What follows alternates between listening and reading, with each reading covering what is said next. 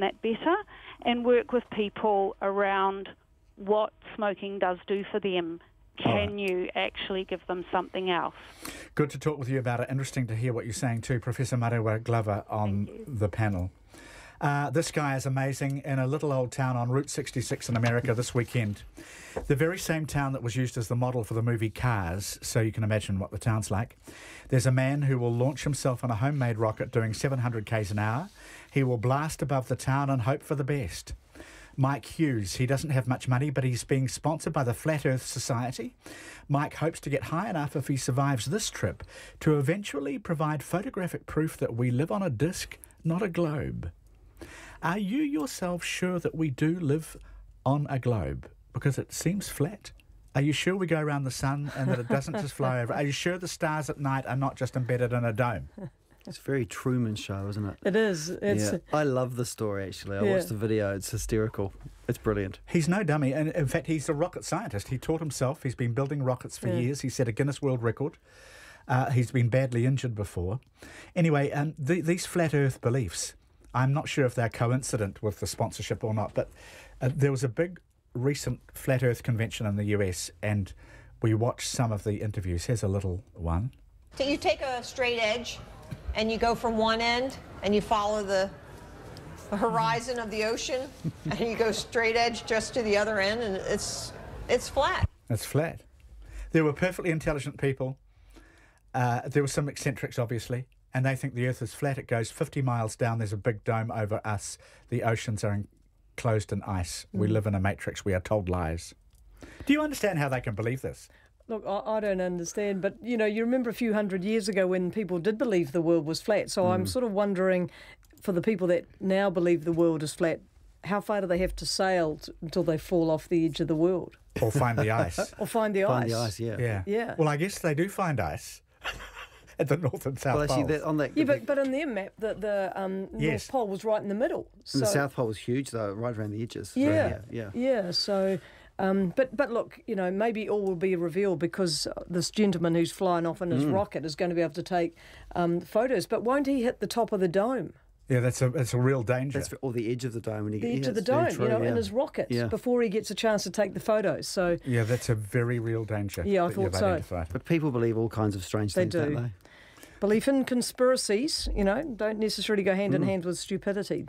The biggest rivalry in cricket has resumed. Australia favourites to win the Ashes. Slight edge, I think, over England at the moment. One of the Aussies has been quoted as saying they want to end the careers of some English players. Even in this age of media edge, saying you want to bowl so fast you'll end the careers of opposing batsmen, how sporting is that? It's not cricket at all. Really isn't. It's not, is it? No. But I think it goes on, that whole cricket slagging, you know, it's you know, in a lot of sports, whether it's cricket or rugby or boxing or league, you know, there is all this pre-talk to build it up. Everything's become like boxing. It's like the whole build-up to a boxing match, and now cricket's doing it. What's happened to the world? I know. Except they'll still be riding sportingly around the Great Lake this weekend. Yes. And also, good luck to all the crews in Rob Hamill's inaugural Waikato 100 rowing race. He's just emailed this afternoon. He says, we've got 140 athletes, far more than I imagined. Might have to bring in some pizza for the hangi at the finish. Fantastic. Go well. Leonie Freeman, thank you for your company today. Thanks very much. And Mark Knopf-Thomas, you too. Thank you. Thanks, everybody. Have a lovely weekend if you're not working or if you are.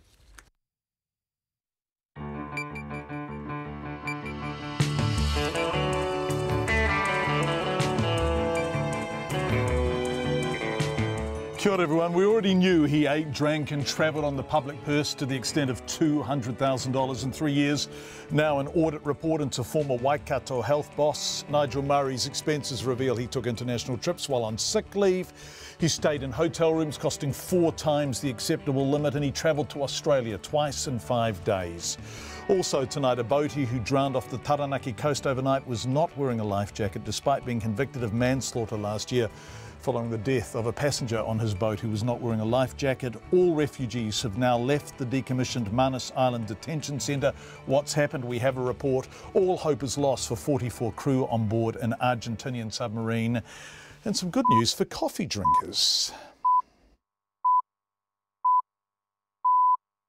RNZ News at 5. Kia ora, good afternoon. Ko Katrina Batten aho. A refugee forced from the decommissioned Manus Island detention camp in Papua New Guinea says all the camp inmates were treated violently by the local police as they cleared the centre.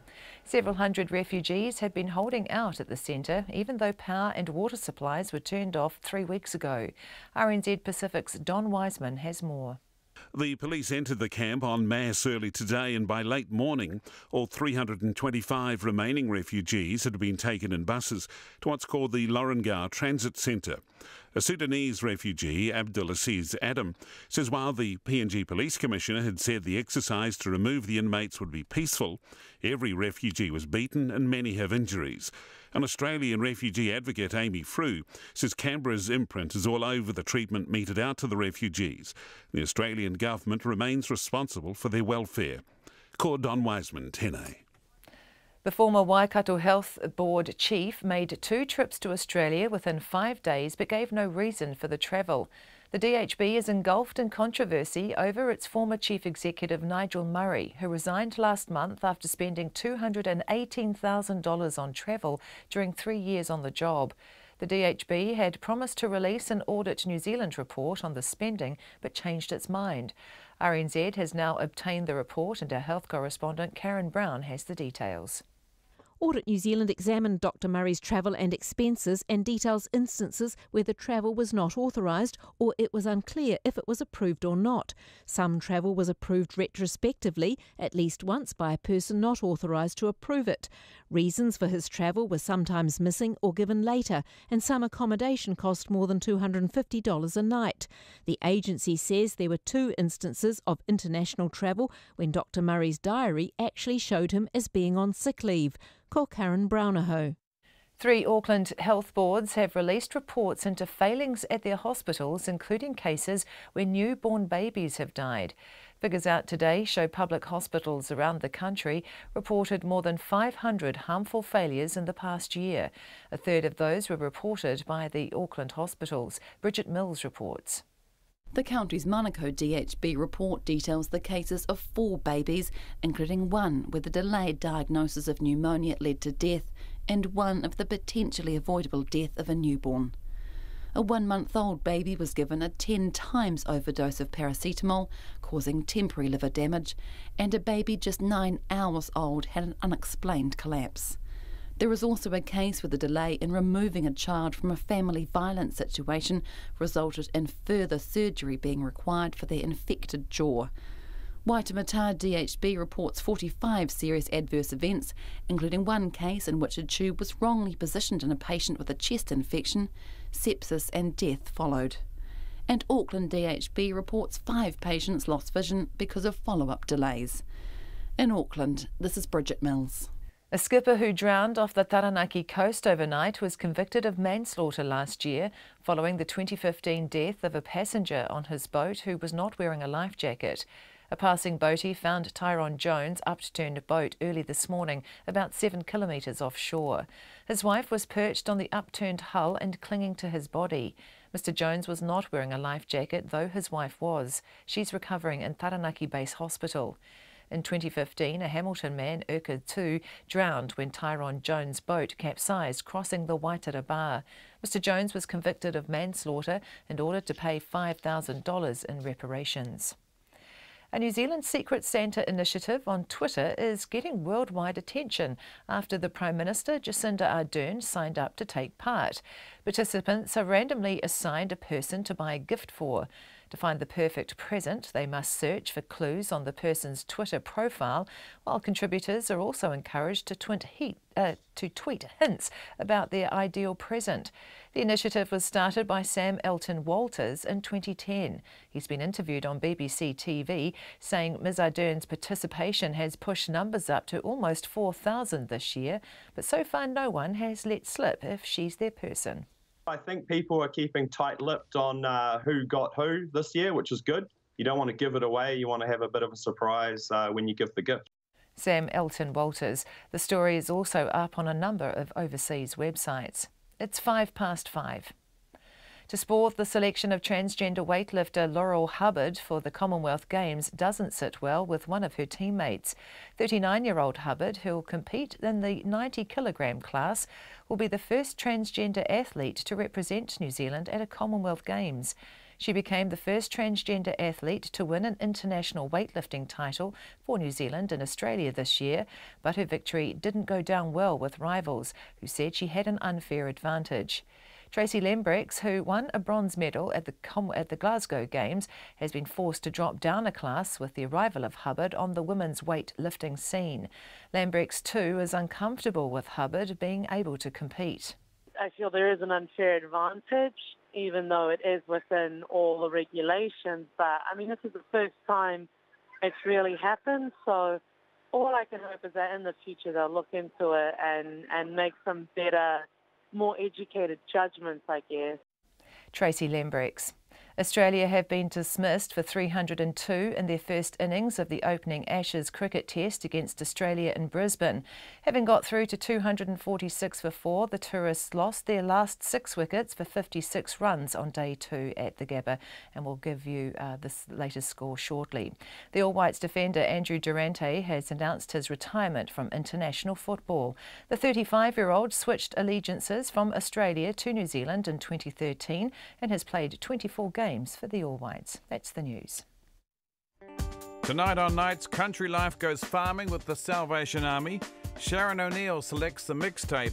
And as RNZ concert is settling the score next door, we've got a Sonic Tonic dedicated to classic hits like this.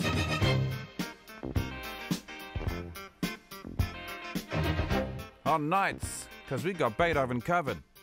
Afternoon news at 7 on RNZ National.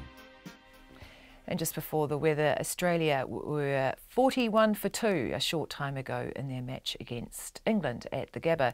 Met service weather through to midnight tomorrow. Northland to Waitomo Bay of plenty. Taupo, Taumaranui and Taihape. Cloudy periods, isolated showers mainly inland during the afternoons and evenings. Some heavy and possibly thundery with small hail about the central plateau tomorrow.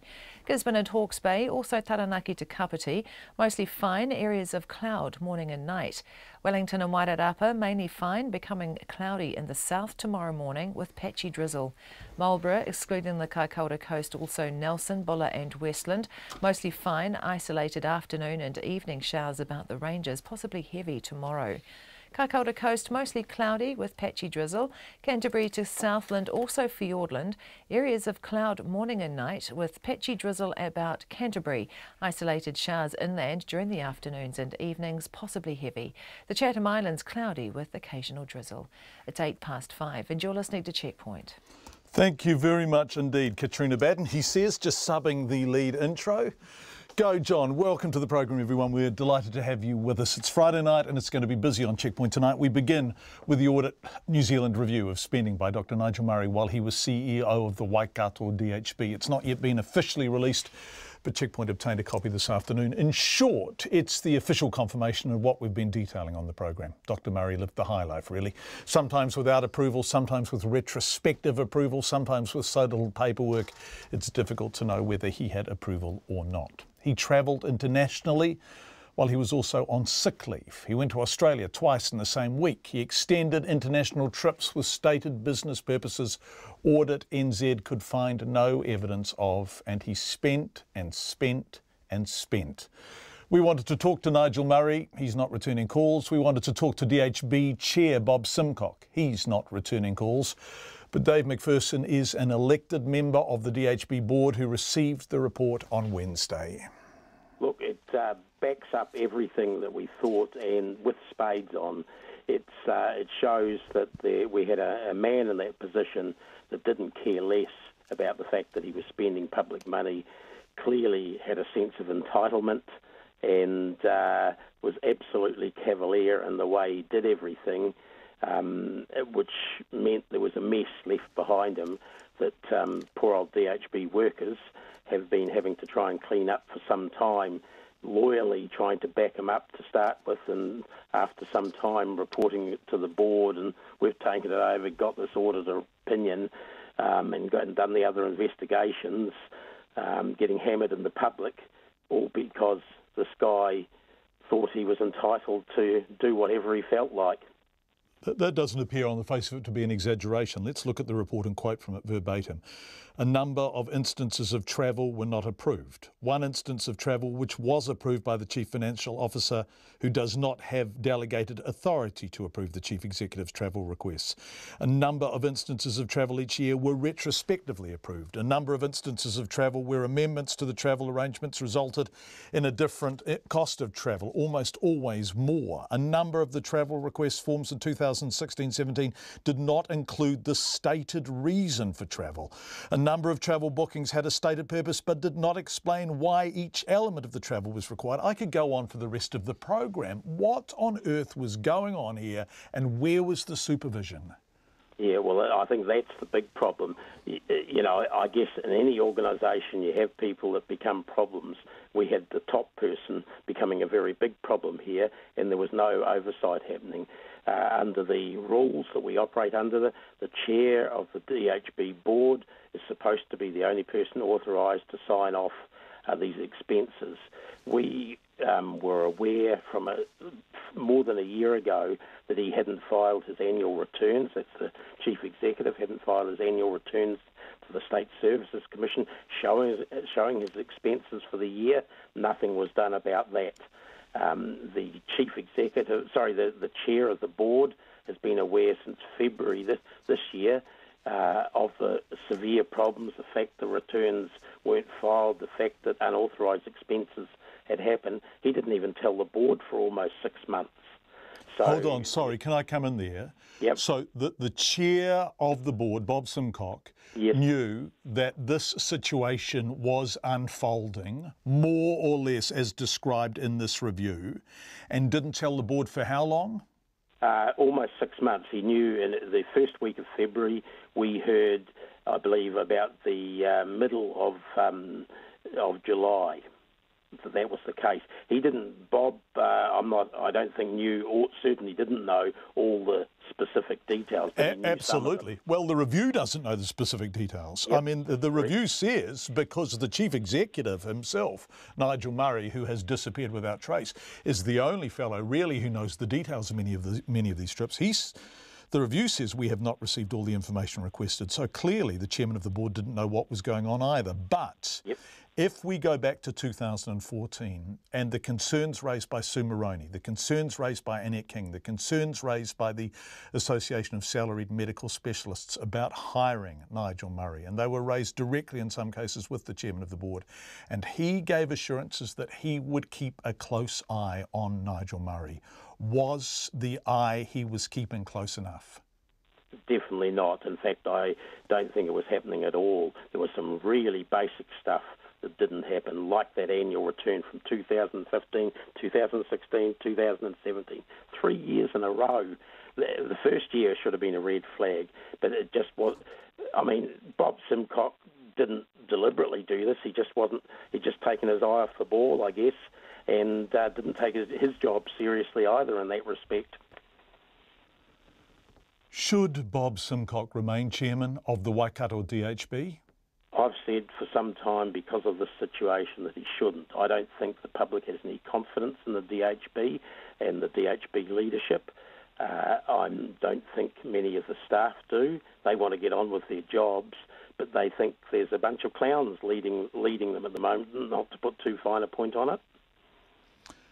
Would we know about this yet, or to the extent we know about it, if people within the organisation, including, we understand, secretarial staff, hadn't blown the whistle on Nigel Murray, so great were their concerns about what was going on? I think it eventually would have come out, but definitely not as soon as it has. And by saying that, it's obviously not nowhere near soon enough.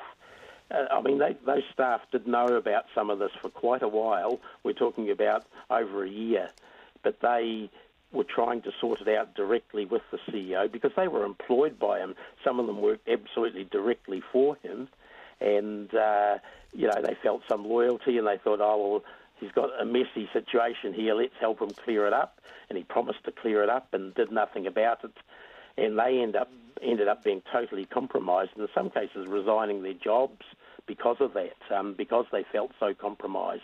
It was totally unfair on them, as well as obviously being unfair on the organisation and the taxpayers.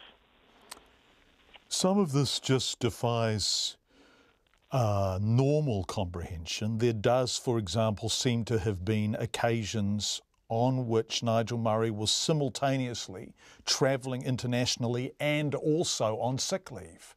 Absolutely, we hadn't been aware of that until this particular audit report came out. That's horrifying, and it says, what sort of systems do you have, DHB, where you can pay for travel at the same time as approving sick leave? We've got very poor oversight systems, obviously. I mean, the fact that the chief executive, as you showed interviewing Craig Climo last night, was on holiday for more than half of the last financial year on a salary of $560,000 a year. That defies description. How come that wasn't noticed? Yes, he was travelling for half the year, right? But he also, and we know this because it was discussed at a Health Select Committee, received a $21,000 payout for untaken annual leave. I mean, the more you look at this, the less it makes sense. He should not have been paid that. We had, in fact, had a recent discussion about that at the board. There's some argument going on over that, but as far as I'm concerned, that's money that he owes back to us now. That's probably going to be argued about for some time to come. What happens now? Well, look, what should have happened actually on Wednesday when we received this opinion was that we should have made a series of decisions about what we were going to do on each of those recommendations, should have released the report, uncut, warts and all, as it was, and said, and this is what we're going to do about it. We have yet to do that exercise. I'm not sure when that's going to be happening. I'm going to write to Bob Simcock, the chair, because he still is the chair, despite my wishes, and ask him to convene a discussion about what we're going to do about that. We've also got the State Services Commission running an investigation about to start, I understand, at the order of the Minister into what's happening. The board at the moment is sitting back like stunned mullets, waiting for someone to tell them what to do, I feel, rather than being proactive here. But we're going to be trying to push them to give some confidence that we can get on top of this problem. It's elected board member Dave McPherson talking to us earlier. So what do people say about this? Well, not much. The State Services Commissioner declined an interview today. Board Chairman Bob Simcock did not return our calls today. Our reporter Andrew McRae went over to his home. He wasn't there. Bob Simcock was appointed to the board by the former Health Minister Tony Ryle in 2013, the year before Nigel Murray got the job, of course, with Mr Simcock's oversight. Former Minister Tony Ryle refused to discuss the issue with us. Indeed, he hung up when we called. The office of the current Health Minister, David Clark, has not returned our calls. And we would like to talk to the new Minister about this board chairman, Bob Simcock, and his oversight of Nigel Murray. That invitation remains open throughout the duration of the program, as do all our invitations on this affair. Bob Simcock, we'd love to hear from you. Nigel Murray, we'd love to hear from you, but we won't hold our breath. We'd love to hear from you on this. Your feedback is very welcome. You can text us on 2101. You can tweet us at Checkpoint RNZ, Facebook Checkpoint with John Campbell, of course, or email checkpoint@radionz.co.nz. It's coming up to 90 minutes past 5. You're with Checkpoint on RNZ. All the refugees at the decommissioned Manus Island detention camp in Papua New Guinea have been forcibly removed to nearby Laurel. The remaining several hundred refugees have been holding out at Lombrum camps, even though the government had turned off power and water supplies about 3 weeks ago. But a large contingent of PNG police, immigration officials and PNG Navy personnel have brutally forced the last refugees to move. RNZ Pacific's Don Wiseman has more. Police had terrorised people at the Lombrum Centre on Thursday, with several dozen leaving. And as Abdulaziz Adam recounts, they came back early today. In the morning, I think around 6 o'clock, the police walked in.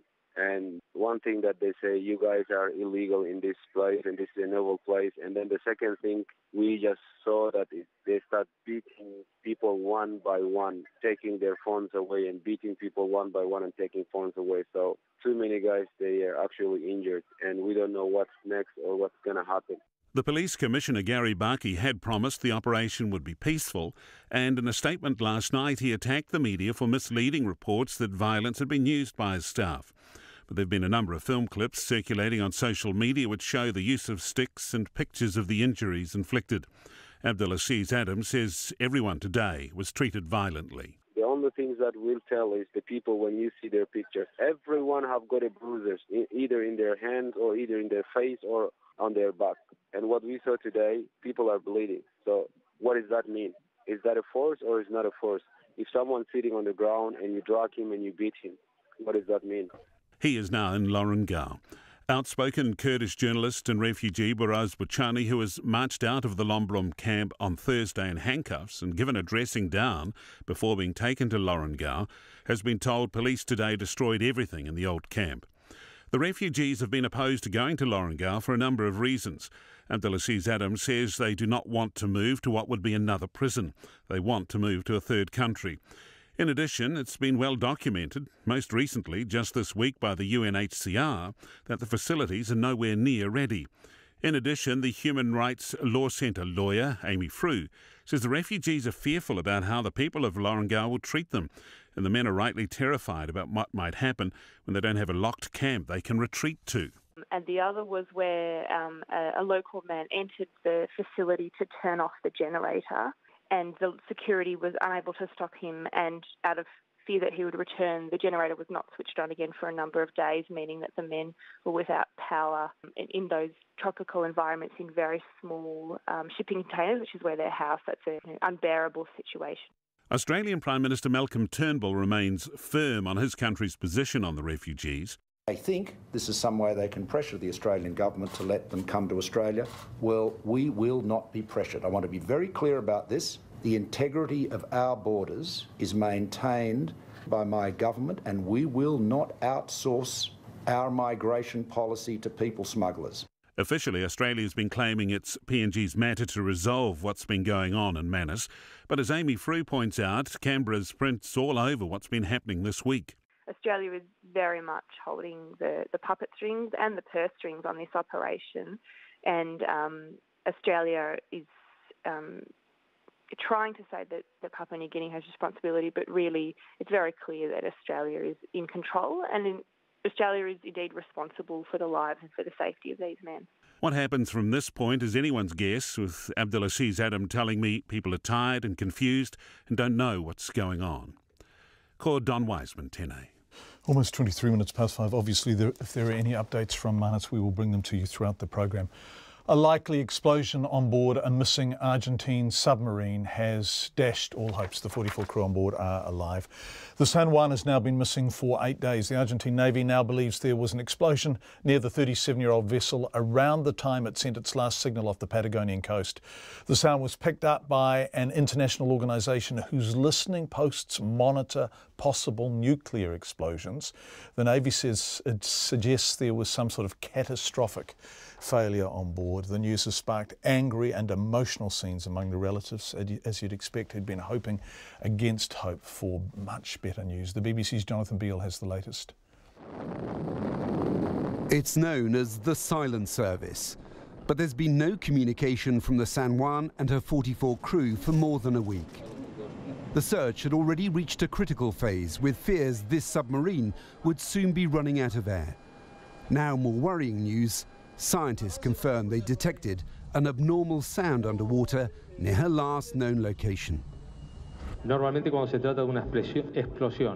Argentine Navy spokesman said it was a short, single, violent event, consistent with an explosion. It's a bitter blow for relatives. Just a few days ago, they'd been wrongly told there may have been attempts by the submarine to make contact. Now they feel betrayed. I feel cheated. They are swines. They've manipulated us. We have no more saints left to pray to, no more saints to ask. Aircraft and ships from more than half a dozen nations have been involved in what is still officially a search and rescue mission, at times in heavy seas. But so far, nothing. The San Juan left the southern tip of Argentina almost 2 weeks ago. She was on a 2,000-mile journey back to Mar del Plata when she reported an electrical failure. Her last communication halfway home was last Wednesday.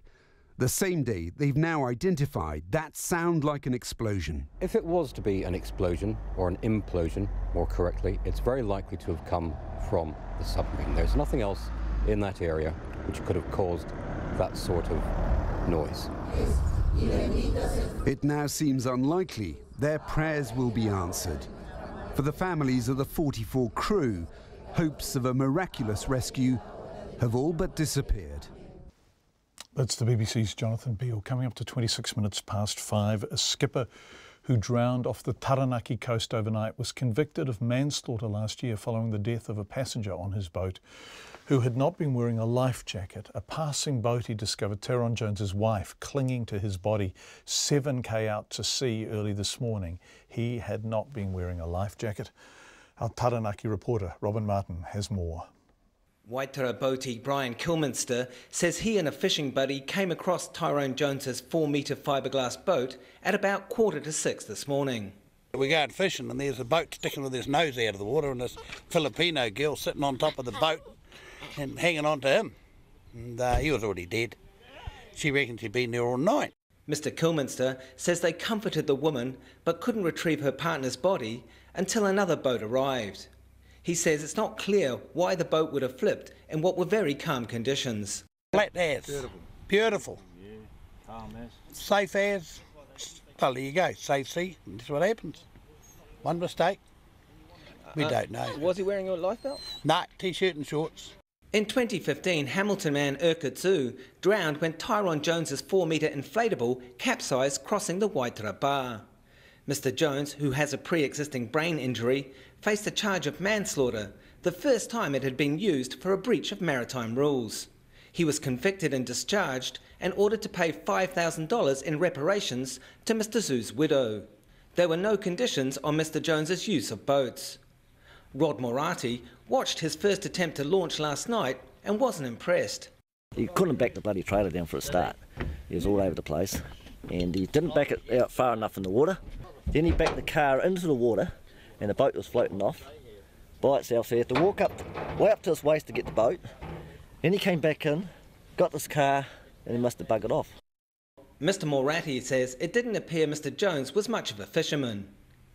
82-year-old Lex Barnett was heading out for a fish with a buddy this morning. He says Mr Jones was a mate and would be missed. Well, he's a friend of mine. He's a good joker, actually. Does a lot for the community. He's an entertainer. Mr Barnett was also struggling to understand how Mr Jones could have got into trouble in such benign conditions. Wouldn't expect anybody to get drowned on a sea like this. No life jackets, I suppose. I don't know.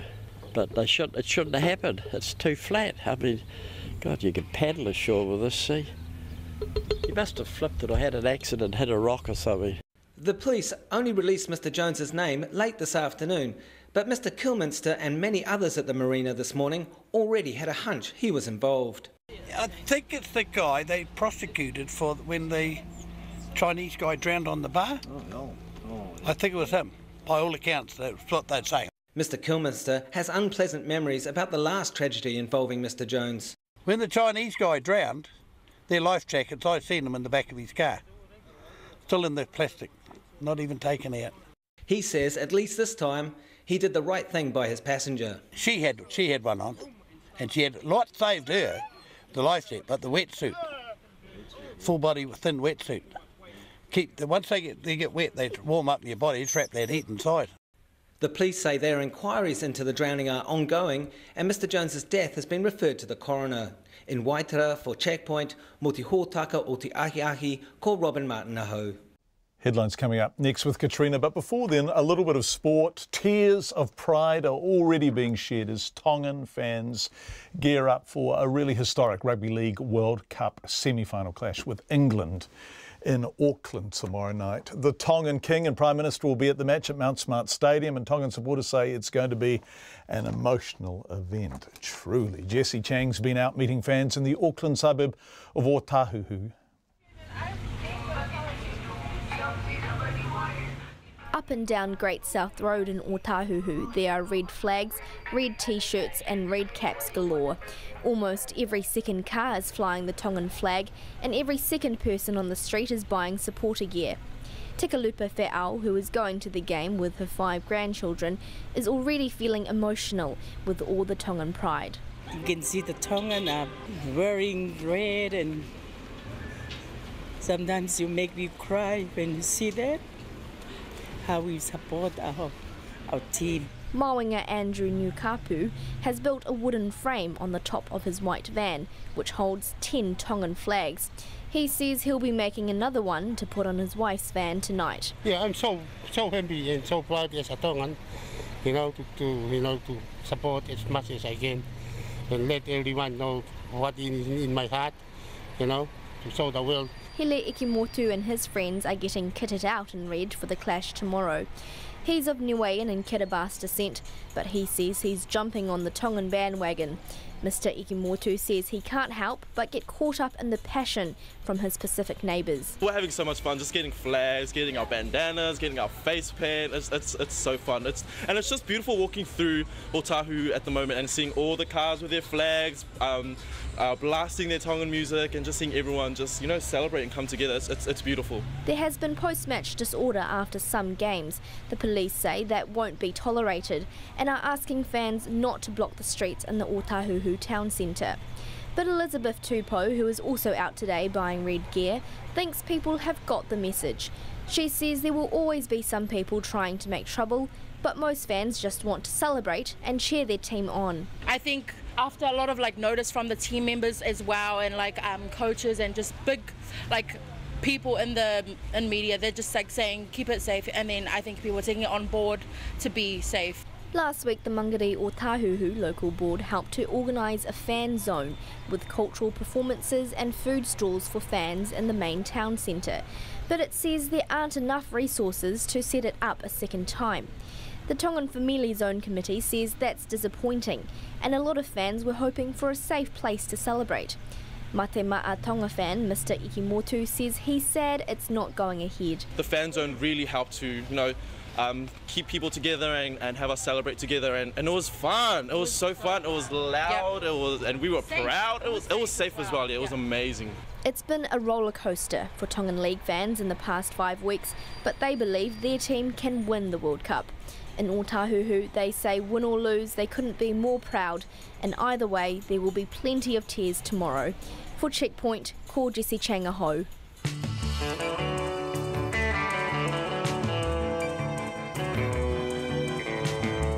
You're with Checkpoint on RNZ. Coming up on the programme, a retired surgeon outed himself as a bully and received a round of applause at a doctors' conference in Wellington today. And transgender weightlifter Laurel Hubbard will become the first transgender athlete to represent New Zealand at the Commonwealth Games. Nona has business. We've got more on sport this week. The unlevel playing field tonight. Before 6, the unlevel playing field, that is England v Samoa. But before it all, Katrina Batten with the 27 minutes to 6 headlines at 27 minutes to 6. So on time. The former Waikato Health Board chief made 2 trips to Australia within 5 days, but gave no reason for the travel. The DHB is engulfed in controversy over its former chief executive Nigel Murray, who resigned last month after spending $218,000 on travel during 3 years on the job. An Audit New Zealand report details instances where expenses or travel were not authorised, or it was unclear if they were approved or not. DHB member Dave McPherson told Checkpoint Mr Murray left a mess behind him. All the refugees at the decommissioned Manus Island detention camp in Papua New Guinea have been forcibly moved to nearby Laurel. The remaining several hundred refugees had been holding out in the Lombram camps, even though the government had turned off power and water supplies about 3 weeks ago. But a large contingent of PNG police, immigration officials and PNG Navy personnel have forced the last men to move. 3 Auckland health boards have released reports into failings at their hospitals, including cases where newborn babies have died. Figures out today show public hospitals around the country reported more than 500 harmful failures in the past year. A third of those were reported by the Auckland hospitals. The Canterbury DHB reported 73 serious adverse events. A 17-year-old girl has been arrested in relation to the shooting of a Wellington taxi driver on the weekend. Alam Tessima was shot in the shoulder on Saturday night. The teenager appeared in court yesterday, charged with wounding with intent to cause grievous bodily harm and unlawful possession of a firearm. Her arrest follows that of a 26-year-old man on Tuesday. A skipper who drowned off the Taranaki coast overnight was convicted of manslaughter last year following the 2015 death of a passenger on his boat who was not wearing a life jacket. A passing boatie found Tyrone Jones' upturned boat early this morning about 7 kilometres offshore. Those are the headlines. I'm back at 6 o'clock. Thank you very much indeed, which is about 24 and a half minutes away. Nona Peltier. That gives us lots of time. It does. There's lots to get through tonight in business news. First of all, the board of the warehouse faced some unhappy shareholders at their AGM today, right? You were at the meeting? I was. What were the shareholders saying? Well, you know, it was kind of interesting. The board spent quite a lot of time explaining, first of all, the chair, Joan Withers, apologized to the shareholders for really the dismal performance of the company over the past 12 months, which saw their share price slip about 30%. Which is, you know, significant. Hell yes. And the shareholders, you know, I've been to some of their meetings in the past. They were a happy bunch. Lots of them turn up. There was a lot of empty seats today, many empty seats. And the people that were there questioned the board about really their strategy, how they're going to cope with online sales, the failure of their financial services division. There was a lot to explain. And overall, I guess, the meeting ended with the company saying, look, I think we've got it right. We're going to bring in some international consultants. The old consultants. Yes, indeed. There was a lot of criticism of that, believe me. And also that they've hired some international experts to join their senior executive team, and that they're going to implement a big transformation to the company so they can really turn things around. Right, so they're just bringing lots of folk in. They are. But they have some strategies, and to be fair, I mean, you know, this is going to be quite a challenge, and it has been seen that some companies have done pretty well in battling back against Amazon, namely Walmart, for example, in the United States, North American market, which their chief executive referred to as a model of a company that can take on the big company and the big online retailer and win. So we'll see. You know, I mean, the way things are going, it can't get a lot worse. No, it can't. You had a bit of a night out last night, I did have a night out last night. It was a lot of fun. Well, I'm delighted to hear it. So this is the New Zealand's top 200 companies, right? That's right. Is it still called the Deloitte Top 200 or It something? is. Right, okay. I just didn't mention that, No, you know. okay. Yeah. Oh, no, well, yeah. Well, I'm sure they put money into it. But they were it. lovely. Yeah, right. You were at the event. Tell us about the winners and losers. Well, there was, I would say, come on, John, they were all winners, right? Yeah, I mean, you know, top 200 companies, you can't go wrong there. However, the visionary leader was Rod Drury, who I did have an opportunity to interview afterwards, which was a little bit of fun. In his speech, he said that, you know, as part of his vision, he encouraged all of the leaders there to take some time off when the America's Cup happens and bring along their contacts from around the world to have a good old time in Auckland. Yeah, for maybe 3 months or whatever it's going to take. Wow, that sounds nice. Yes. Yeah. Company of the year?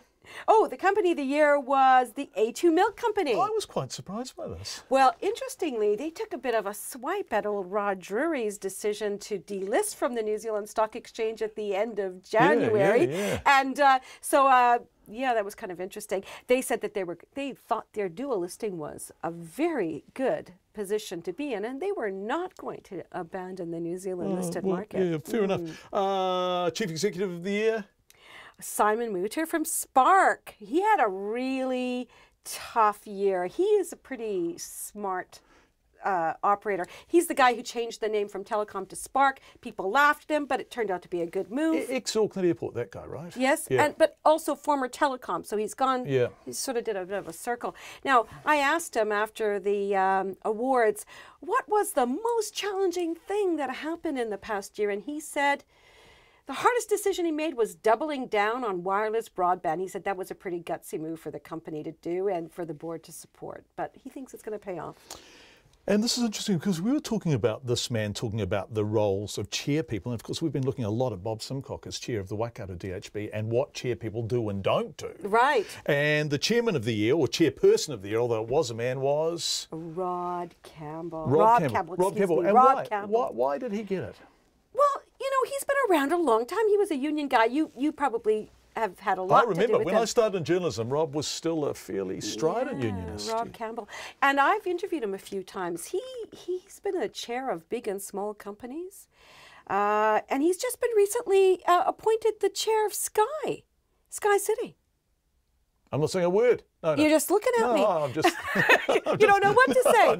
I mean, this is a guy who's really moved up. He referenced his days as a trade unionist, trade union leader, and then as a director of companies, and now as a chair. And he's the chair of, he was named chair of the year as the tourism holdings chair, Somerset Group, and now, of course, he's got Sky City. And I asked him recently about, whether he thought it was a good idea for small companies to list on the NZX, and he thought it was just the right place to do it, even though it hasn't worked out for everybody. Yeah. Right, what do the markets do to end the week, Okay, look, our dollar's trading at 68.8 US cents, 90.2 Australian, and 51.7 pence. The NZX Top 50 Index rose about 1/3%, 28 points to 8,130. But, Wall Street's closed because of the Thanksgiving holiday, so we'll see what happens next week. Thanks, Nona Peltier. Have a wonderful weekend. Thank you.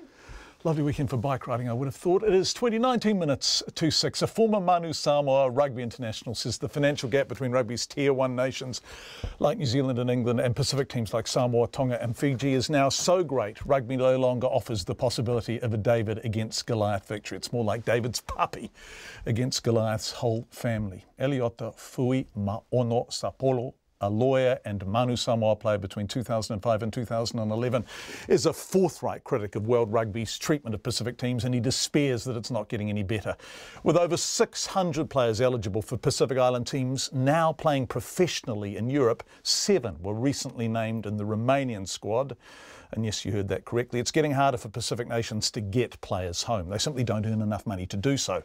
When Samoa play England on Sunday morning, the Samoan Union will get £75,000 donated from the English Rugby Union and 0% of the gate. And the players? Well, the England players will get a match fee of £22,000 and the Samoan players will get £650 for playing the same game. Ask yourself, if you had dual eligibility and residency is sufficient qualification, who would you play for? It's not a sustainable model. Well, it is if you're English. If you're wealthy and you keep getting 100% of the game, of course, that's what you want, right? But for Pacific nations, and this is the same for Fiji and same for Tonga, it's stupid. We shouldn't even be entered into these types of contracts. The All Blacks, thanks to people like Hobbs and, only recently, maybe in the last 10 years or something, actually took a stand and said, mate, give us a cut, otherwise we're not coming. So I think that's the reason why they're not playing each other this year, because they don't actually agree on the amount to be given to the All Blacks. But it's not sustainable, man. Any business, would you do something if you're getting nothing from it? It's absolutely nothing but head injuries for players. It's so not sustainable. It's a slave model. Obviously, slaves are getting 0% as well. It's an old colonial model and everything else that goes with it. So how can these unions who have been supported, or supposedly supported by World Rugby, still be in a position where they're completely dependent?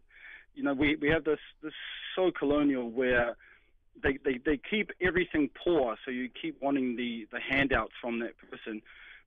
Samoa has no independent business model where they can make their own money, and it's been about 2 decades now, and we need to change. Everything needs to change from the 0% that they're getting from the way we run our businesses as well. Yeah, the problem seems to be that there's just not a model that works for Samoa or Tonga or Fiji. So if we look at Samoa, if a country tours there, and they very rarely do, but on the rare occasions a Tier 1 nation goes to Samoa, Apia Park is simply so small that the revenue from ticket sales doesn't cover the costs of the team coming. And when Samoa tours, as they are at the moment playing at Twickenham, they don't get any of the gate. So it's a total lose-lose model. How does Samoa get some of World Rugby's gold, Eliota? The gold, the human gold, is the Polynesian rugby player. It's in every single team. But if we keep these unions strong, if we keep them independent and sustaining and help them make their own money, then we're going to have a problem extracting that resources, aren't we? It's your simple colonial model. And that's why we still have these colonial models, 0%. We can't give them anything. Otherwise, they're going to establish a strong Samoa rugby union, and then it's going to be hard for us to take a Tuilangi, even though he doesn't have any English ethnicity. You know, so they make up these rules like the residency rule. You can delete your 25 years of being Samoan, and all of a sudden you're English. It's not even David and Goliath anymore. It's like Goliath's whole family and some extra Goliaths against not even David. It's like David's puppy against everyone else. Goliath has got like the latest weapons and everything.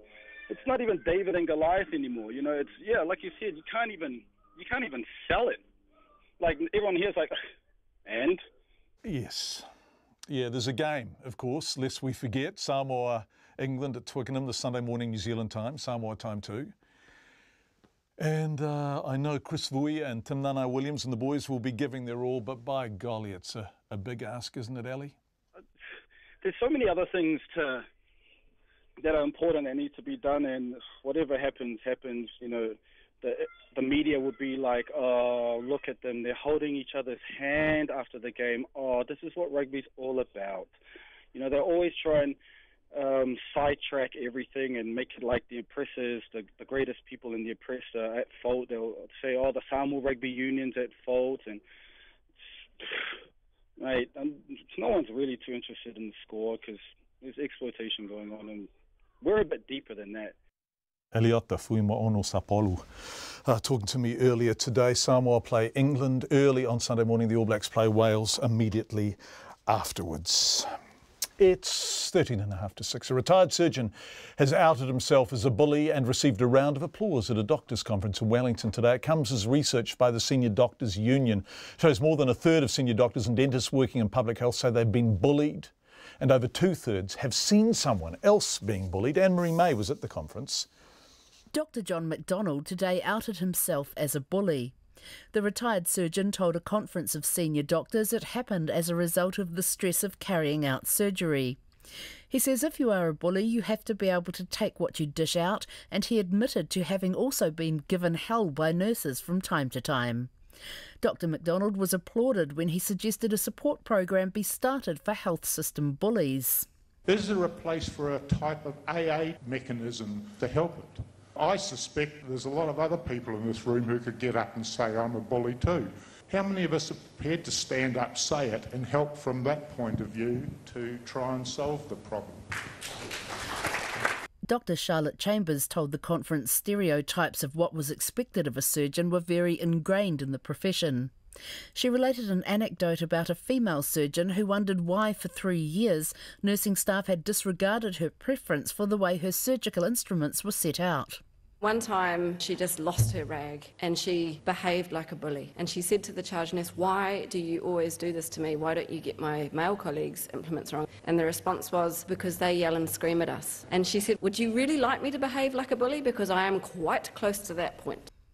The Waikato DHB was ranked in the top 5 for bullying, and a former employee, Dr. Alison Barrett, says it became so bad in the obstetrics department that it lost its accreditation for training junior doctors. She says she heard the same stories over and over again from midwives, patients and younger doctors of senior staff shouting at them, belittling them or using racial slurs. Alison Barrett says the hierarchical structure of medicine means young doctors feel they cannot speak out about it. If they actually complain, their training may be affected. They might not get promoted or put on the training scheme. So it's a little bit like the emperor's new clothes. You know, they're not wanting to tell the emperor what's really going on. Chris Wisely, a psychiatrist from Otago, suggested that bullying in the medical profession could be a reflection of the large amount of it prevalent in the wider society. He says some victims of workplace bullying he has treated had experienced that behaviour for a lifetime, starting in their school days. And I'm seeing them sometimes decades down the track, and the impact of that is phenomenal, that annihilation of character. And I think we've got a massive systemic problem in this country, and that the cyberbullying has taken off and is completely out of control. Many of those at the bullying session agreed the stress of working in medicine played a large role in the behaviour. For Checkpoint, Anne-Marie May. It's coming up to 10 minutes to 6. Some amputees are calling for an independent inquiry into the government's artificial limb service, which they say mistreated them and caused long-lasting physical damage and pain. The New Zealand Artificial Limb Service has long been the only place where amputees are referred to for treatment, either by district health boards or ACC. But after years of suffering, some amputees have refused to continue with the service and say they have a new lease on life after receiving treatment elsewhere. But as Michelle Cook found out, it's been a long road to get there. I was told that no one else could fit a limb for you. You had to get on with NZALS because there was no one else, and that was from surgeons. Jan Hansen thought she'd recover from the amputation, be fitted with an artificial limb, and get back to life as usual, almost like nothing had changed. But it's never been the same. I was limited, incredibly limited. I gave up golf. Couldn't play golf, couldn't stand long enough to go and do your shopping. You couldn't do that because you'd walk into a shop and you'd be okay, and then, hello, your leg was too sore and you couldn't get back to your car. That's a horrible feeling. She visited the New Zealand Artificial Limb Service on a regular basis for adjustments to be made, but it was never a comfortable fit. I had no skin on my stump and I was trying to work. I mean, that's like walking on a blistered heel, but a lot worse because you've got all your weight on that prosthetic. And so, and I said to him, what can you do to stop this happening? And this after 9.5 years. And he looked at me and he shrugged his shoulders like this and he goes, I don't know what to do. Diane Smith also lived in pain. One day, she was walking along the street when her artificial leg fell off. The limb service in their wisdom decided to make my limbs smaller. But unfortunately, my stump is about 23, 24 centimetres and they had me in a 19 centimetre liner and socket, which then sucked the life out of me, caused me massive problems. I had high blood pressure. I was getting hematomas, then one of them exploded. I got septicemia. That was her aha moment. Enough was enough, she told ACC. She would not be treated there any longer and demanded they find another provider. I do all sorts that I couldn't do before, yeah. But it's like a lot of amputees, there's a lot of other injuries that happen as a consequence of the ill-fitting limbs. And I've got stuffed shoulders. Others have had other major falls, like broken arms, other legs broken, and so there's all sorts of things when a limb doesn't fit properly. ACC now pays for her to fly to Wellington and be treated by a private provider, and it does the same for others. She used to have to go to NZALS every 2 weeks for adjustments, but now only travels to Wellington about once a year. Amputees Checkpoint has spoken to throughout the country say they have lived in pain and were never comfortable under NZALS. They feel the service didn't take their complaints seriously and that their calls for an inquiry to the former government were ignored. We put their concerns to Sean Gray, the CEO of NZALS. I fully appreciate that our patients are in really complex situations and it's going to be very difficult for us to please everybody all of the time. Not that that's an excuse, and if people are struggling and frustrated, reach out to us.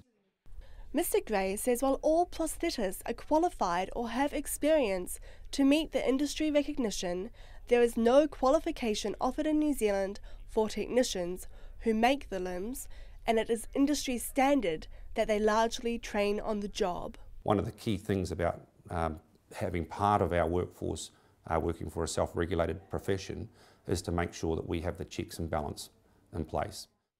That includes training and development, rewards for good work and attending conferences here and overseas. ACC says its only contract for prosthetics is with NZALS, but it plans to open it to tender early next year after several clients refuse to work with the service. Mr. Gray says he's not afraid of competition and in some cases refers his own clients to external providers, including 15 in the past year alone. So why would the government provider be referring clients to an external provider?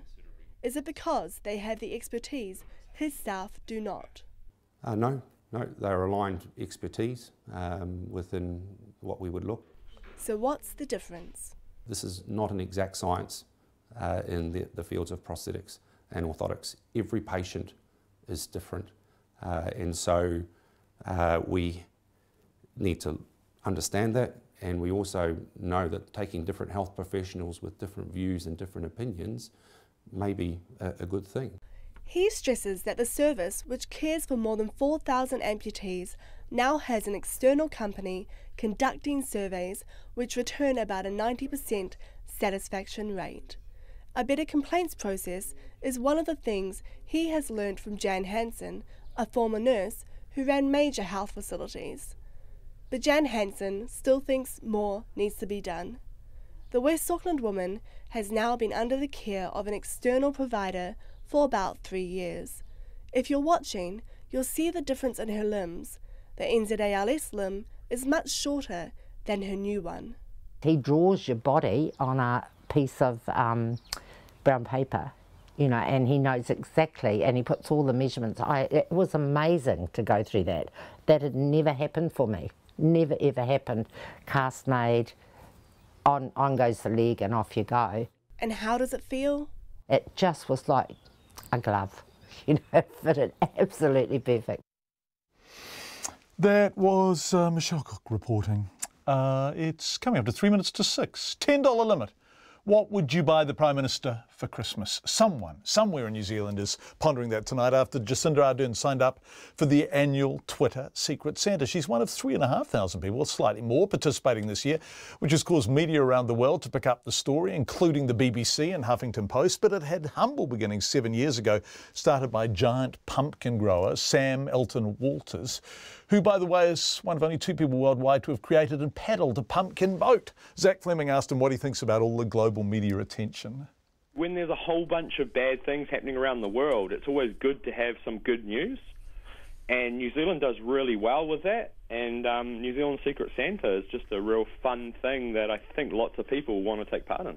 Maybe they just want to take part so much that it's overwhelming them that they're not living in New Zealand. Do you think this is the kind of thing that we can only do in New Zealand, that would be too hard to replicate overseas? Yeah, I think ours is a little bit unique. I mean, there are other Secret Santas by big online, like Reddit does one. But the New Zealand one, I think, is a bit more unique because we have that 2 degrees of separation. So a lot of the people probably end up matched with someone that they might know already. And I mean, when you've got the Prime Minister joining in, that's pretty awesome. It's pretty boutique, hey? I mean, that's a good way of putting it. Very boutique. How do you feel when you saw Jacinda Ardern signed up? Oh, I thought that was just, you know, she's such a busy person and just so great that she's taking part in this thing. Had John Key ever signed up? Not that I know of, but you never know. Yeah, it is Secret Santa after all. Got any recommendations for whoever might get Jacinda, what they could get her? Something that she could look at, because like I got a, one year I got a painted Christmas tree with little pumpkins all over it, and that sits on my wall in my room and I always see it. So something that can always remind her of the fact that she is the Prime Minister and took part in New Zealand Secret Santa. Do people sign up for Secret Santa and not give a gift or give a crap gift? Yeah, so you get the odd person that doesn't send a gift and they're now deemed as bad Santas. And when New Zealand Post took it over, they were able to make sure that those people don't get sent a gift in return. Oh, how does that work? Well, they know because all the gifts are going to a central location, New Zealand Post scan them in. So if you were a bad Santa and you didn't send a gift, the gift that was going to go to you now gets taken, opened up and checked, and if it's okay, it goes to canteen. Quite a lovely thing, Secret Santa. I didn't really know about it, I'm ashamed to say. But just before we move on, just a little bit more on Michelle Cook's story about the artificial limb service. The Health and Disability Commission is investigating 2 complaints about the New Zealand Artificial Limb Service. Minister of Social Development and Disability Issues, Campbell, said in a statement the results of those investigations will establish whether there are any grounds for an inquiry. She said she was very concerned about the amputees' issues as raised in Michelle's story and encouraged others who felt they have been mistreated by the service to make a formal complaint. That would be to the Health and Disability Commissioner if you are interested in making a complaint, and you will find them online about 40 seconds before 6 o'clock. John, I'm not greedy, I don't want to win the lottery, but please give me a job as head of a DHB. Oh, I shouldn't laugh. The previous National-led administration should take some responsibility for what happened with this gross waste of spending at the Waikato DHB. It all happened under their watch. John, as a healthcare professional, I am disgusted by the CEO's behaviour. And am I right in recollecting the new Minister of Health recently announced to us something about asking all CEOs of DHBs for their resignations for his consideration? You are right. Thank you for your feedback. It's 6 o'clock. RNZ News at 6. Ngā mihi nui, good evening. Ko Katrina Batanaho. A member of the Waikato District Health Board says an audit showing unsanctioned overspending by its former chief executive means heads should roll. Nigel Murray resigned last month after spending $218,000 on travel during 3 years on the job. The Audit New Zealand report obtained by RNZ shows Dr Murray made numerous overseas trips at the DHB's expense without approval, including twice while he was on sick leave. An elected board member, Dave McPherson, told Checkpoint the report confirms the board's worst suspicions. We had a man in that position that didn't care less about the fact that he was spending public money, clearly had a sense of entitlement, and was absolutely cavalier in the way he did everything, which meant there was a mess left behind him that poor old DHB workers have been having to try and clean up. Dave McPherson says the chairman, Bob Simcock, knew about the problem 6 months before he informed the board but failed to act, and he should resign. All the refugees at the decommissioned Manus Island detention centre in Papua New Guinea have been forcibly moved to the nearby town of Lorengau. Up to 380 men had been refusing to leave the facility, which was closed down at the end of last month, and water and power turned off. The refugees said they feared for their safety and didn't want to be resettled in PNG. About 50 men were removed yesterday, and a large contingent of PNG police, immigration officials and PNG Navy personnel returned today to force the last of them out. One of the refugees, Abdul Aziz Adam, says the police terrorised them. In the morning, I think around 6 o'clock, the police walked in, and one thing that they say, you guys are illegal in this place, and this is a novel place. And then the second thing, we just saw that they start beating people one by one, taking their phones away and beating people one by one and taking phones away. So too many guys, they are actually injured. Abdul Aziz Adam on Manus Island. A 17-year-old girl has been arrested in relation to the shooting of a Wellington taxi driver at the weekend. LM Tessima was shot in the shoulder on Saturday night by a passenger in an unprovoked attack. The teenager appeared in the Wellington District Court yesterday, charged with wounding with intent to cause grievous bodily harm and unlawful possession of a firearm. Her arrest follows that of a 26-year-old man in the suburb of Strathmore overnight on Tuesday. The police say now the case is before the court, no further comment can be made. Zimbabwe's new president will be sworn in tonight. He'll be just the second leader since Zimbabwe won independence from Britain in 1980. The ABC's Sally Sara reports from the capital, Harare. Thousands of people are expected to attend the swearing-in ceremony at the National Sports Stadium in the capital. Former Vice President Emmerson Mnangagwa will take the oath of office to replace Robert Mugabe, who was forced to resign earlier this week. Zimbabwean officials have agreed to grant Mr Mugabe immunity from prosecution and allow him to stay in the country rather than forcing him into exile. Security officers will also be provided to safeguard his family. Sally Sara in Zimbabwe. The acting mayor of Hastings, Sandra Hazelhurst, is well ahead in the by-election for the district mayoralty. Preliminary results give her almost 10,000 votes. That's double the number of the runner-up, Baden Barber. The by-election was triggered by the election to Parliament of the previous mayor, Lawrence Yule. Final figures will be released on Monday. Forest and Birds says the continued population decline of hoiho, the yellow-eyed penguin, is desperately concerning. A survey of nests on the South Island's east coast, where about 30% of the birds live, found about 250 pairs this year, down 11 breeding pairs from last year. but the steepest decline is on Codfish Island, Whenua, near Stewart Island, where only 14 hoiho nests were found, half of that the previous year. Forest and Birds Chief Executive Kevin Haig says more needs to be done to protect the species. The decline in hoiho numbers is extremely significant in Whenua and in southern parts of the mainland. Those breeding areas are doing less well, and this was a species that really can't afford to do less well. Kevin Haig, more than half of the remaining population breeds on the uninhabited Auckland Island and Campbell Islands. Excitement is building for the Rugby League World Cup semi-final clash between Tonga and England tomorrow night. It's an historic match for the Tongan League team, also known as Mate Ma'a Tonga, who have never been in a semi-final for the Cup. The Tongan King and Prime Minister will also be at the game. In Otahuhu, League fan Heli Ikemotu and his friends are busy buying supporter gear. We're having so much fun, just getting flags, getting our bandanas, getting our face paint. It's so fun. And it's just beautiful walking through Otahu at the moment and seeing all the cars with their flags, blasting their Tongan music, and just seeing everyone just, you know, celebrate and come together. It's beautiful. Tongan supporter Heli Ikemotu. The police say there'll be additional officers in the area for the match tomorrow and disorder won't be tolerated. The first semi-final is tonight in Brisbane with the defending champions Australia playing Fiji. It's 6:05. Sport, getting over the semi-final yips is the focus for the New Zealand women's hockey team heading into their World League semi-final against England in Auckland tonight. The Black Sticks were beaten by Great Britain in the semi-finals of last year's Olympics and have generally struggled when reaching the last four of major tournaments. The home side is coming off a big quarter-final win over the Netherlands, and the coach Mark Hager says his players now have to break their semi-final bogey. We tend to play well in the quarterfinals. It's just getting the mental fortitude and the thinking right, I suppose, for that semi-final. And we've got to come out with the same attitude where, you know, we're aggressive, we want to put pressure on the ball, we want to win it, we want to attack.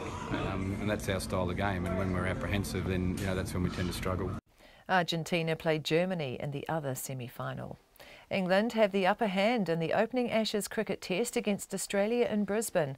The tourists posted a first innings total of 302 and have grabbed 3 wickets, with Australia 76 for 3 at tea. The All Whites defender Andrew Durante has announced his retirement from international football. The 35-year-old switched allegiances from Australia to New Zealand in 2013 and has played 24 games for the All Whites. And the Masterton golfer Ben Campbell is in third spot midway through his second round at the Australian Open in Sydney.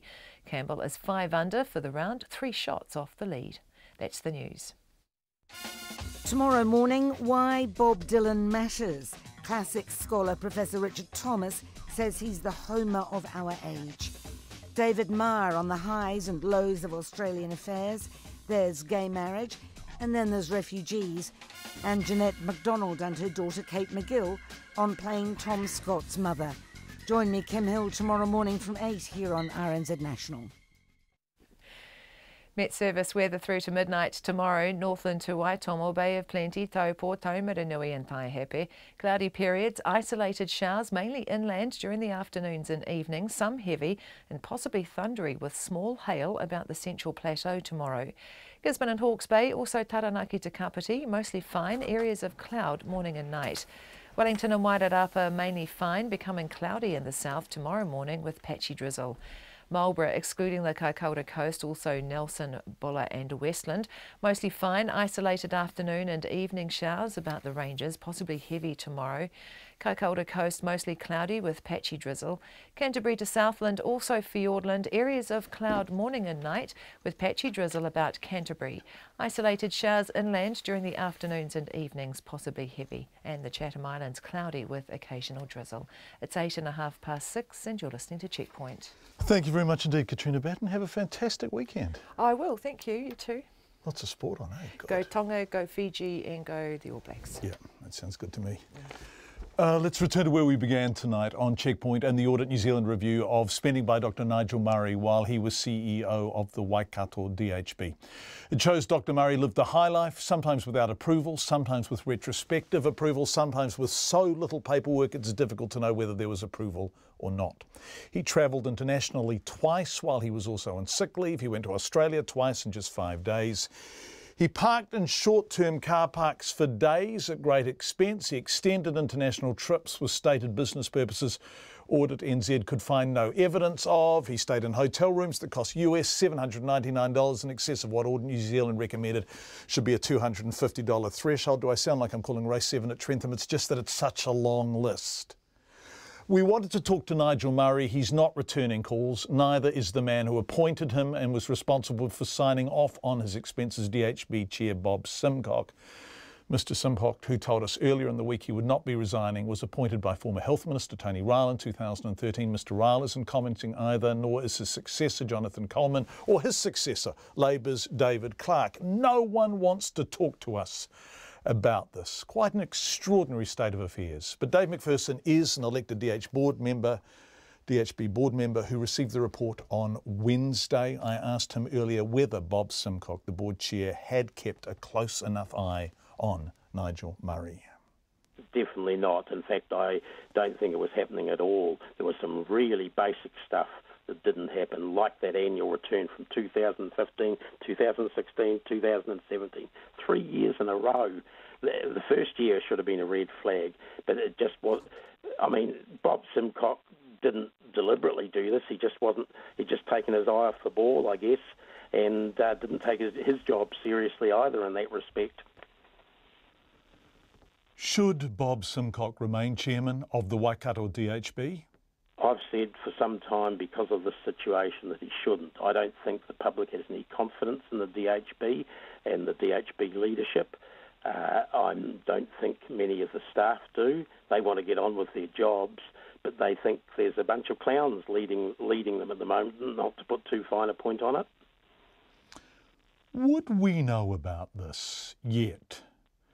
Or to the extent we know about it, if people within the organisation, including, we understand, secretarial staff, hadn't blown the whistle on Nigel Murray, so great were their concerns about what was going on?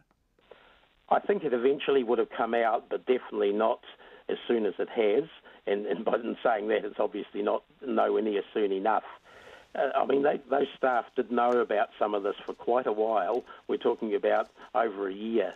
But they were trying to sort it out directly with the CEO because they were employed by him. Some of them worked absolutely directly for him.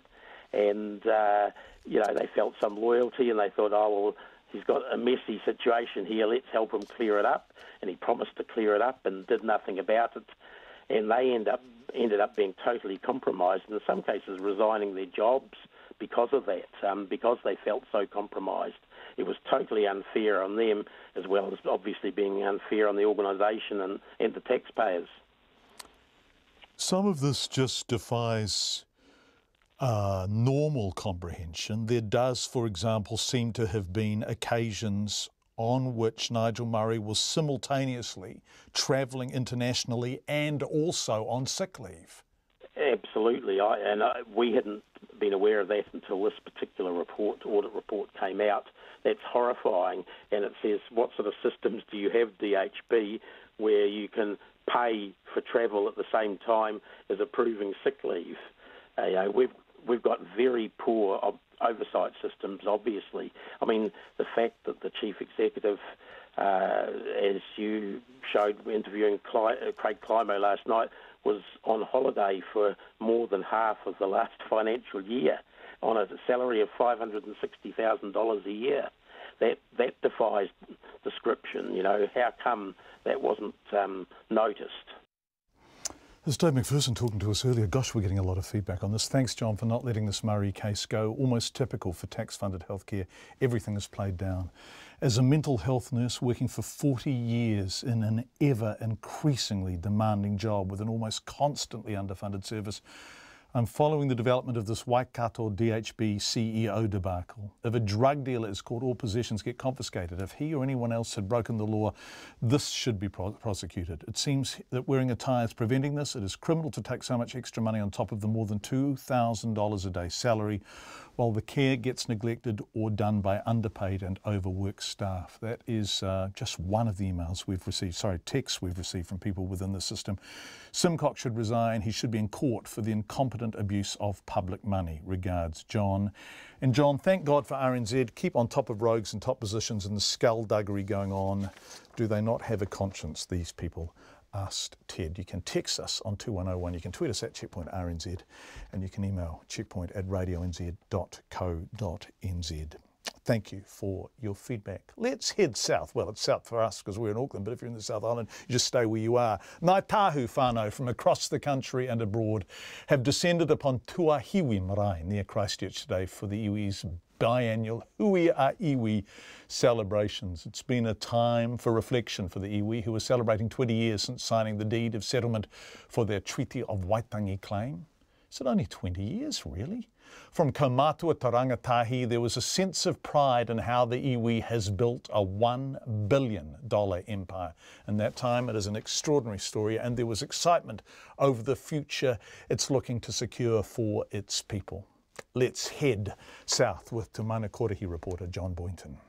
Māori leaders, politicians and iwi members were led on to Tauhiwi Marae for a pōwhiri by the brisk bustle of the Ratana Church band's trumpets. The pōwhiri was held inside a white marquee, which many times during the ceremony filled with sweet and boisterous singing.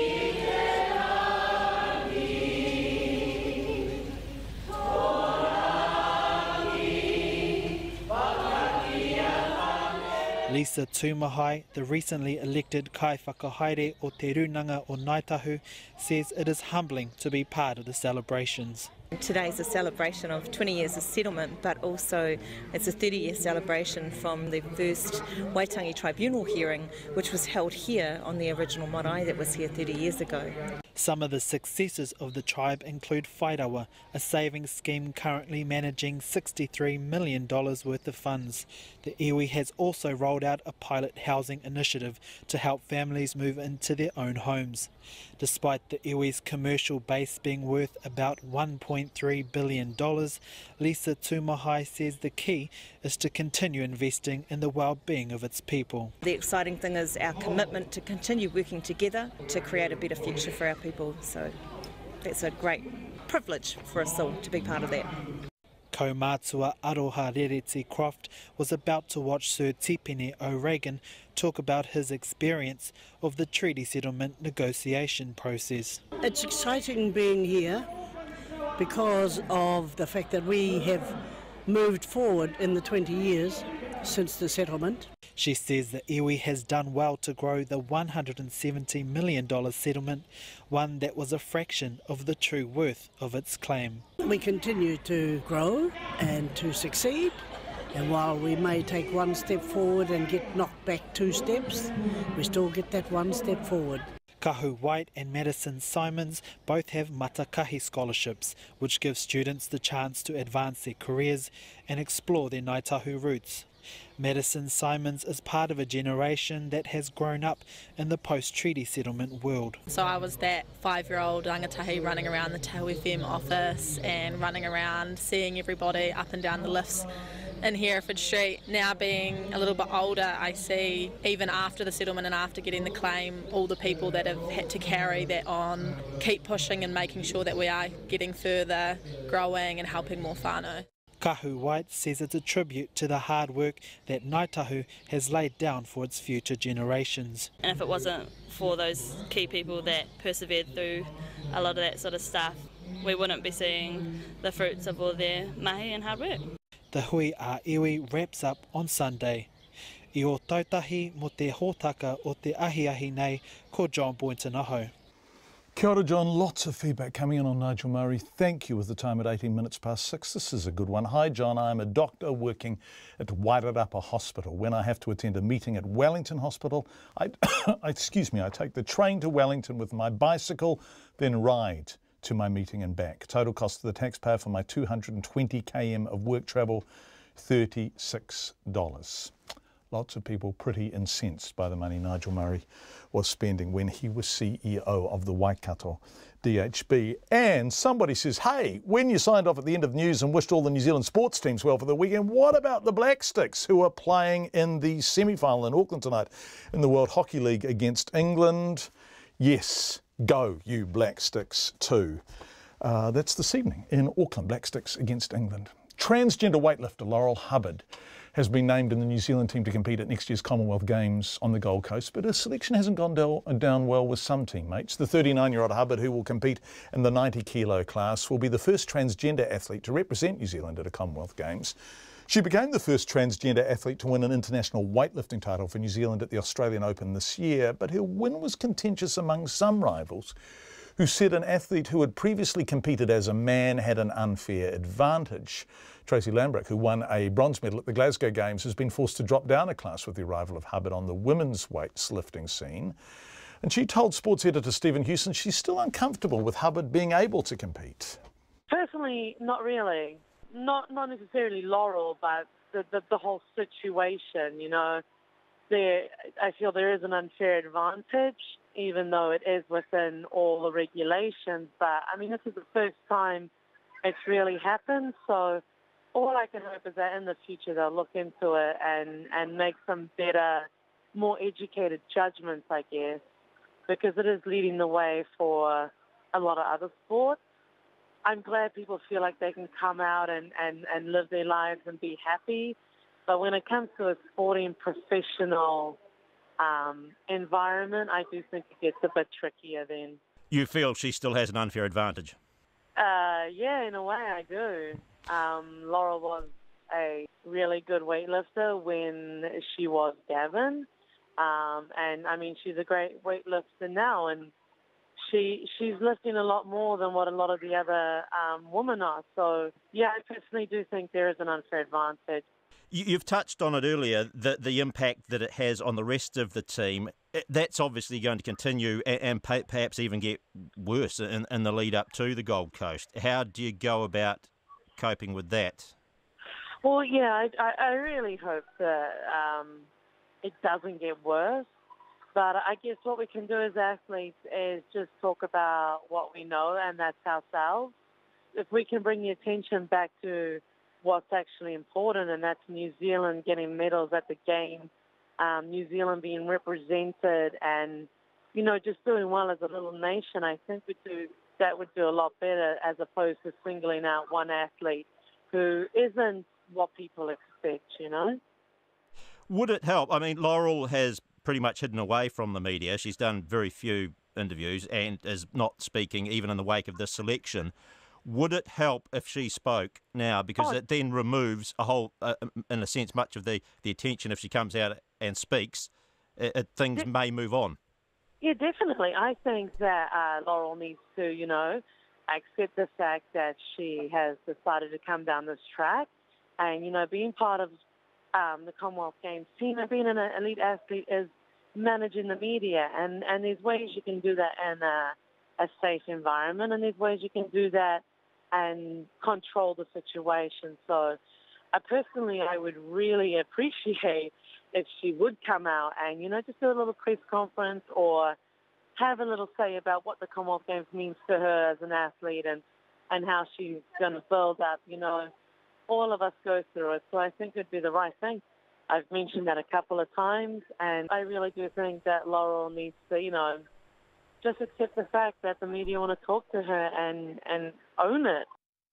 It's Tracy Lambricks. All up, 12 weightlifters have today been named in the team for the Gold Coast Games. It's 23 minutes past 6. A Tongan family will be granted residency after appealing to the Associate Immigration Minister because their daughter is so unwell she would likely die if she wasn't allowed to remain in New Zealand. Mariah now too suffers from disorders such as high aspiration risks, severe reduced muscle strength and a hole in her heart. She was born in New Zealand to Tongan parents who were in New Zealand on work visas and has spent her life in and out of the hospital requiring round-the-clock care. We first brought you her story in July when her parents appealed to the Immigration Minister after the family was granted visas only until early next year. Tonga's Ministry of Health and doctors here said she would almost certainly die if living in Tonga, as the country simply does not have the specialist care she needs.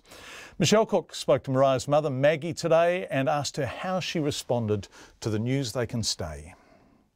It was actually unbelievable because, for me, it's been 10 years, trying to get residency, after studying.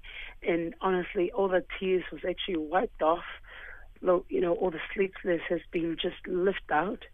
And me and Mariah has been in and out of hospital in the last 4 months. It's every week we actually ended up at the hospital.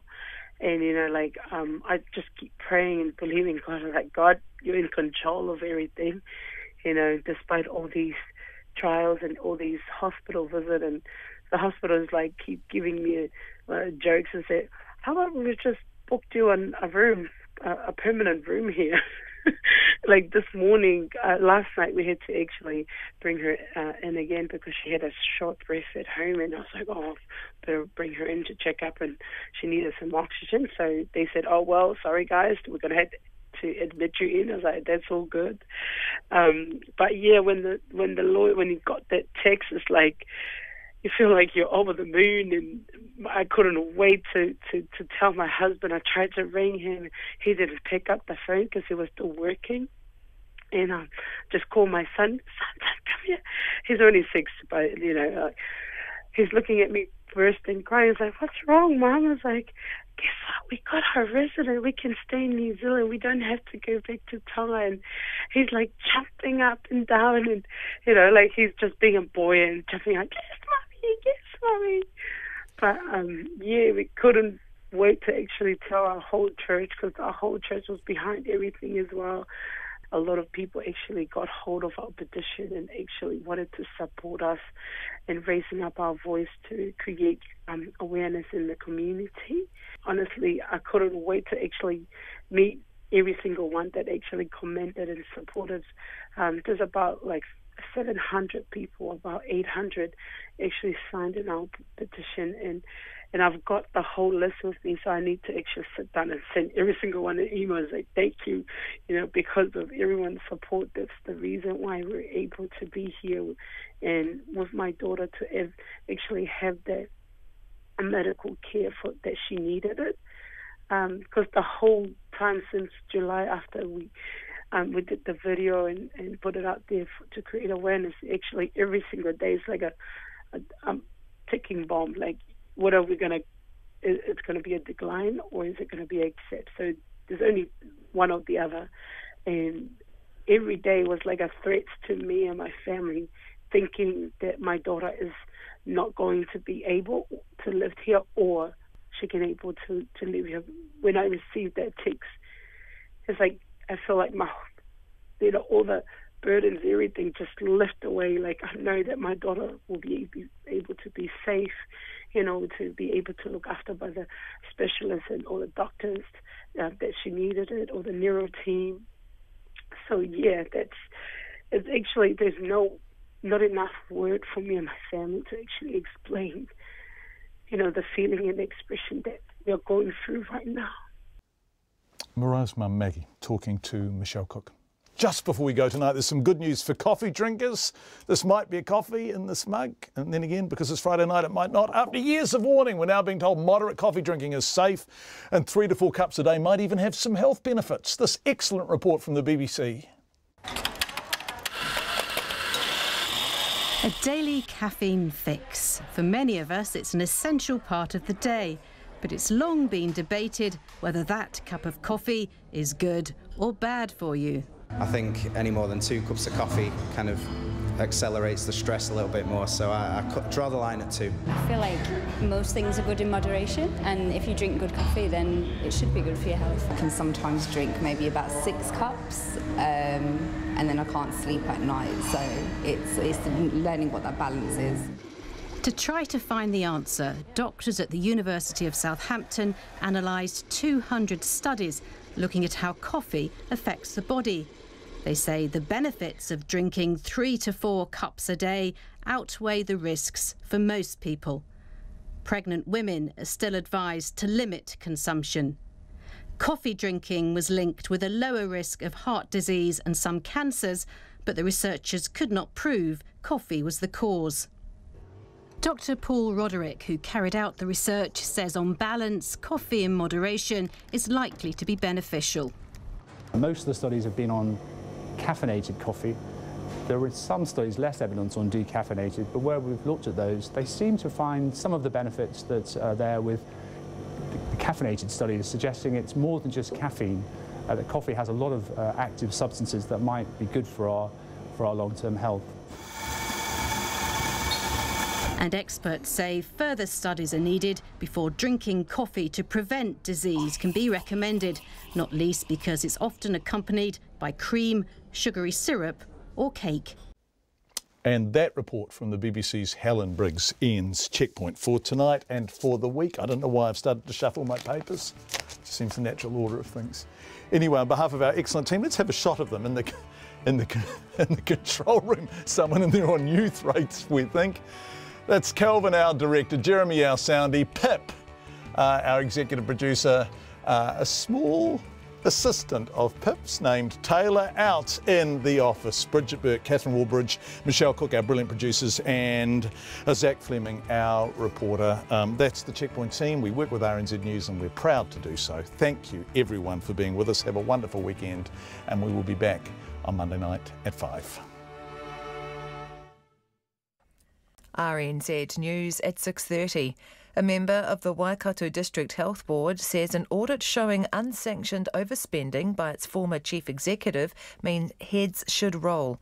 All the refugees at the decommissioned Manus Island detention camp in Papua New Guinea have been forcibly moved to a town nearby.